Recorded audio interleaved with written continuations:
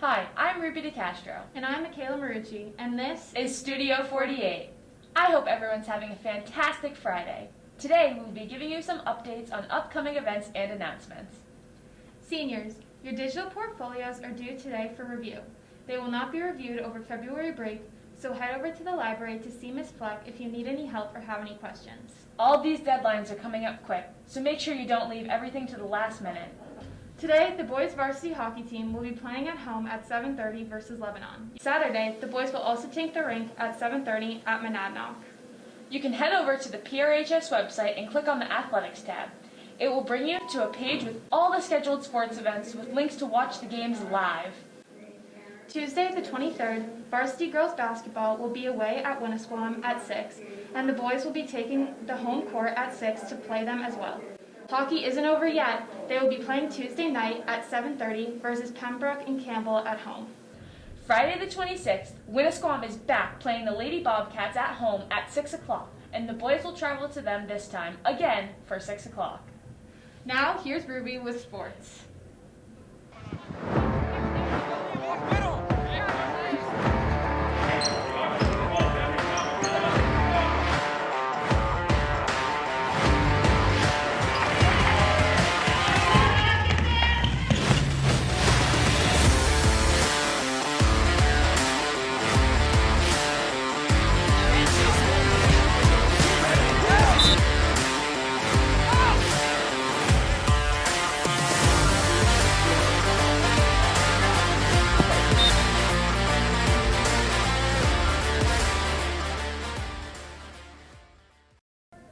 Thanks, Makayla. A few weeks ago, I had the pleasure of talking to Cody Bannon, one of the captains of the Plymouth Regional High School varsity football team, about his take on the fall sports season.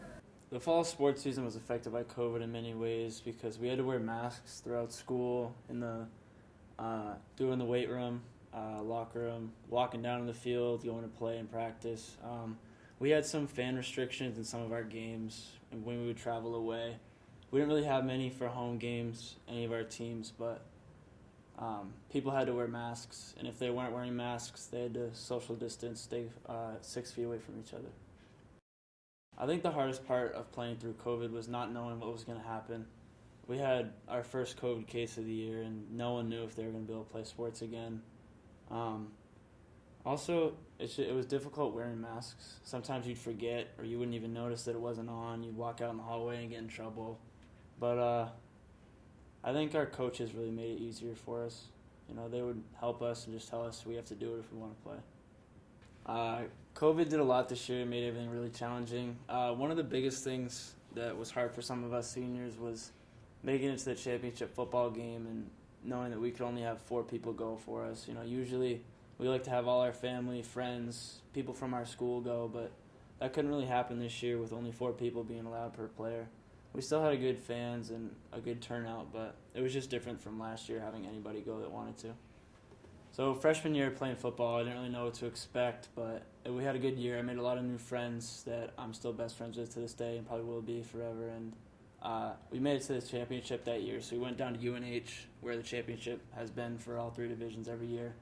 But this year, because of COVID, we couldn't have it at UNH because all the colleges and prep school stadiums and arenas were closed to all other outsiders. So the championship was actually at the home team field. So we went down to Amherst to play Souhegan instead of going to UNH. Thanks, Cody. The fall sports teams seem to have had very good seasons this year, with most teams making it to the playoffs. I also got to sit down and talk about the upcoming winter season with varsity girls basketball player Leah Brunt. So far during COVID for the basketball team, we've had to wear masks all practice, and we'll have to carry that through our games. So technically we won't have to wear mouth guards because of our masks. Each player is allowed 2 tickets, so parents can come, but only 2 of them, or siblings, only 2. So far, the winter season has been good. COVID has given us many challenges. Like, we're not allowed to scrimmage as much as we would be able to. We were able to get some scrimmages in with the JV team. The winter athletes at the school this year will be playing more locally. We'll be playing Newfound, Winnisquam, which we usually don't. We usually don't see them in a regular season.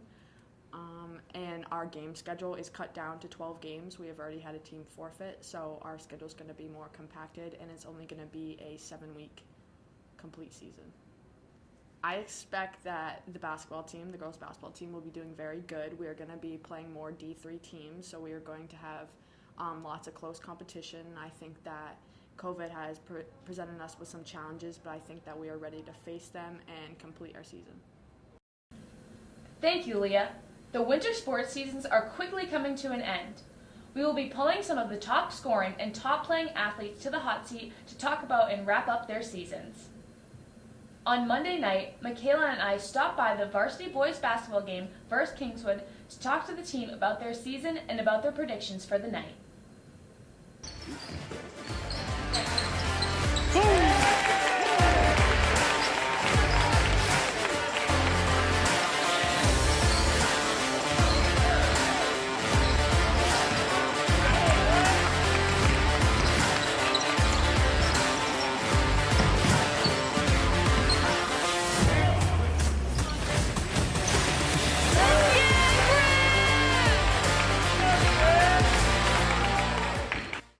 Hi, I'm DiCastro, reporting from the PRHS boys varsity basketball game versus Kingswood.